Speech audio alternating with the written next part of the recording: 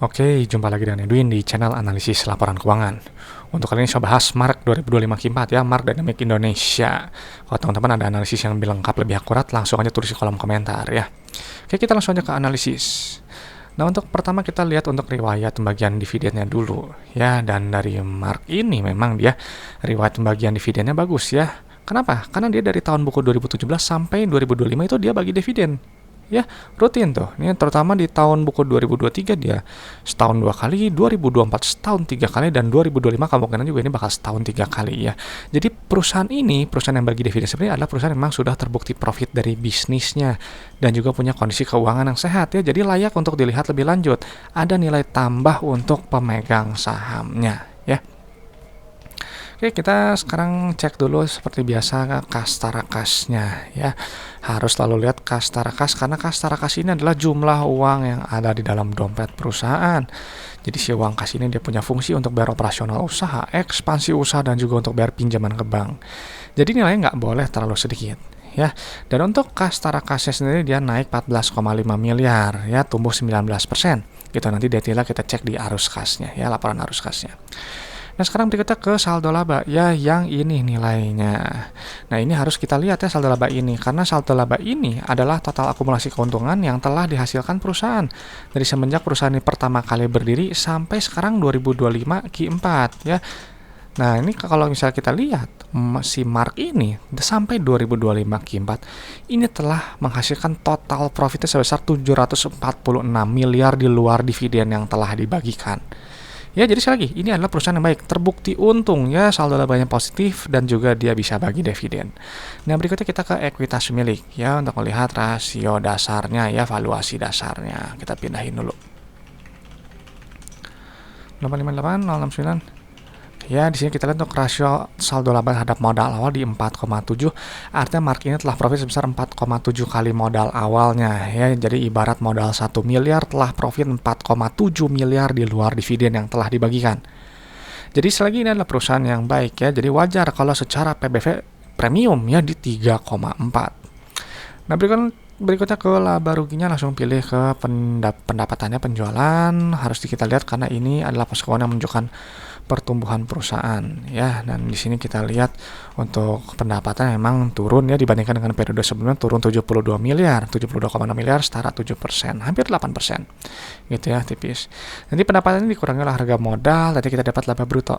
Yang ini nilainya. Nah, laba bruto ini untuk melihat inti efisiensi perusahaan ya lewat gross profit margin. Jadi kalau misalnya kita lihat di sini GPM-nya ya 50%. Ada kalau Mark jual barang atau jasa harganya 100.000, itu ambil profit quarter 50.000. Ya, jadi makanya cari laba bruto tuh yang setinggi mungkin. Ya, GPM tinggi mungkin sesuai dengan sektor, karena semakin besar laba bruto nanti semakin besar laba bersih ya. Ada ruang yang lebih besar gitu untuk laba bersihnya. Karena apa? Laba bruto ini kan dikurangi oleh beban operasional, non operasional, beban pajak. Nanti baru kita dapat laba periode berjalan. Ya, ini dari laporan laba rugi. Nah, ini nilainya.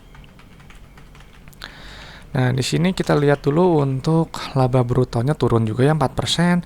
Namun tapi laba bersihnya turunnya tipis ya, hanya 0,9%-nya turun 2,6 miliar. Nah, meskipun PBV premium, tapi secara PER nih masih masuk akal ya di 10,9 ya, di bawah, di atas 10 tapi di bawah 15 gitu ya. PER itu adalah jumlah waktu dalam satu tahun untuk balik modal berdasarkan earning per share. Jadi kalau misalnya beli PER-nya 10 ya 11 lah ya. Berarti holding periodnya untuk Mark ini setidaknya untuk 11 tahun. Ya, itu aja masih masuk akal sih segini. Nah, berikutnya ke arus kas untuk lihat jumlah uang yang customer bayar ke perusahaannya, yang ini nilainya. Nah, ini penting ya, ini untuk melihat kinerja secara operasional gitu. Nah, di sini kita lihat untuk penerimaan kasnya dia di sini memang penerimaan kasnya turun 12%, turun 113 miliar. Ya mungkin karena pendapatannya juga turun gitu ya. Dan rasio penerimaan kasnya ini juga masih cukup tinggi ya, meskipun ada penurunannya di 93%. Jadi kalau misalnya teman-teman jual barang 100 juta, customer tuh bayar cuma 93 juta ya. Nah, 7 juta sisanya ini berubah jadi piutang yang nanti harus ditagih. Makanya si penerimaan kas ini harus tinggi karena si uang kas ini digunakan untuk operasional ya, ekspansi, dan juga bayar pinjaman ke bank. Jadi bedakan antara sifatnya akrual di laba rugi dengan yang cash di laporan arus kasnya, itu berbeda. Nah, jadi uang kas yang udah dikumpulkan kita gunakan untuk bayar operasional dulu. Nanti kita dapat net CFO yang ini nilainya. Ya, wajib positif seperti ini. Artinya bisnisnya ini menghasilkan uang tunai. Jadi uang yang sudah dikumpulkan ini nggak cuma habis untuk bayar operasional aja ya, ada sisanya. Nah, untuk NCFO di sini memang turun ya, turun tuh 27% ya, agak lumayan, turun 93,5 miliar. Nah, lalu untuk aktivitas ekspansi usaha di sini nilainya positif, tapi yang di periode sebelumnya gitu ya, ini negatif. Nih ya bagus, artinya kalau negatif, artinya perusahaan itu berekspansi atau enggak dia memelihara aset produktifnya, ya. Tapi kalau positif, ya, yang kayak di periode yang sekarang, artinya perusahaan menahan ekspansinya, ya. Tapi kalau bisa kita lihat gitu ya di sini, memang kalau di pos kecil lah, ini dia memang ada penempatan, ya penempatan deposito di sekarang baru dicairkan. Gitu ya. Jadi bisa jadi seperti ini ya, uang hasil depositonya itu yang tadi sebelum disimpan itu digunakan untuk ekspansi ya, atau capex lah ya, atau mungkin maintenance-nya di aset tetapnya yang ini nilainya gitu. Nah, cuman nggak masalah, sini saya rasa masih sehat ya. Lalu untuk aktivitas pendanaannya di sini nilai negatif, ada perusahaan melunasi pinjaman atau enggak dia bayar dividen ya. Ini kita lihat tuh kalau pelunasan dia bayar.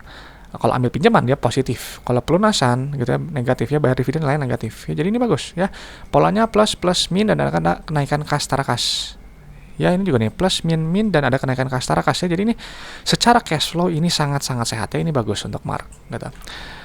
Nah, berikutnya kita ke resiko bisnisnya berdasarkan likuiditas dan solvensi. Kita naik dulu, pindahin dulu yang ini nilainya ya.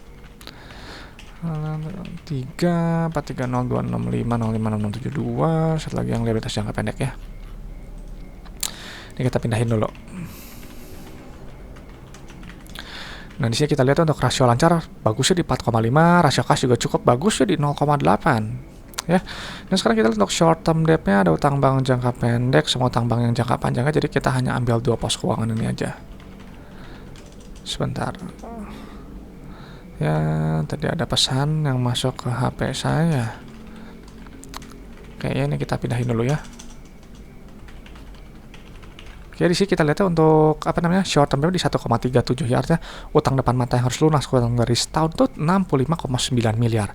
Tapi uang di dompet 90 miliar ya, jadi nggak ada masalah, likuiditasnya bisa dengan mudah dilunasi. Gitu. Jadi ini untuk jangka pendek rendah resiko ya. Cash flow juga kan sehat ini. Nah, untuk jangka panjangnya liabilitasnya kita pindahin dulu. Di sini kita lihat rendah ya di 0,1, long term debt-nya ini udah habis yang ini. Oke, jadi bagus ya ini. Lihat tuh. Dia rendah, long term debt to equity 0. Ya, total debt-nya memang ada kenaikannya untuk yang jangka pendeknya gitu. Nah, jadi cash flow-nya sehat, jadi saya rasa nggak ada masalah ya, masih rendah resiko sih untuk Mark. Nah, jadi setelah dipindahkan data-data keuangan, Mark ini adalah perusahaan yang baik ya. Karena apa? Dia terbukti profitnya, ada pembagian dividen yang rutin ya, jelas gitu, ada nilai tambah untuk pemegang sahamnya. Nah, saldo labanya juga positif lah, profit 4,7 kali modal awalnya ya. Secara PBV premium ya di 3,4, tapi secara PER masih masuk akalnya di 10,9 ya, di atas 10, tapi di bawah 15 ya, jadi masih masuk akal ya. Lalu secara cash flow ini sangat sehat ya, jelas gitu, solid juga, secara jangka pendek likuiditasnya juga kuat, solvensi juga rendah resiko. Ya gitu, jadi ini saya rasa perusahaan baik, tinggal masalah harga aja cocok atau enggak gitu ya, relatif gitu. Dan sedikit out juga ya sebentar di sini untuk price to dividend ratio-nya memang ini di 11 kali ya, jadi dia hampir sama kayak PER ya, jadi ini bagus nih, yang seperti ini dia enggak begitu jauh gapnya ya, jadi 11 tahun pun kalau misalnya dibiarkan gitu dengan asumsikan dividennya sama, udah balik modal gitu ya, belum termasuk mungkin kalau ada kenaikan nilai ya gitu. Cuman ya mungkin secara PBV sih ini udah premium ya saya rasa gitu ya, cuman nggak tahu ya, relatif kan berbeda tiap orang. Oke, itu aja mungkin pendapat saya untuk Mark ya, dan selalu saya sampaikan kalau analisis laporan koin itu hanyalah sebagian kecil dari fundamental, hanya menilai kinerja masa lalu ya, jadi untuk prospek ke depannya teman-teman yang harus nilai sendiri. Dan saya nggak bahas harga saham ya, harga saham itu kembalikan ke mekanisme pasar, dan juga untuk valuasi hanya pakai PBV dan PER ya, jadi sederhana aja. Kalau teman-teman ada metode valuasi yang lebih bagus, lebih akurat, pakai aja ya, karena valuasi itu sifatnya subjektif dan relatif berbeda untuk tiap orang. Oke teman-teman, itu aja. Kalau ada pertanyaan dari question langsung tulis di kolom komentar ya. Terima kasih sudah menyimak ya, semoga bermanfaat. Saya Edwin dari channel analisis laporan keuangan. Sampai jumpa di video-video berikutnya.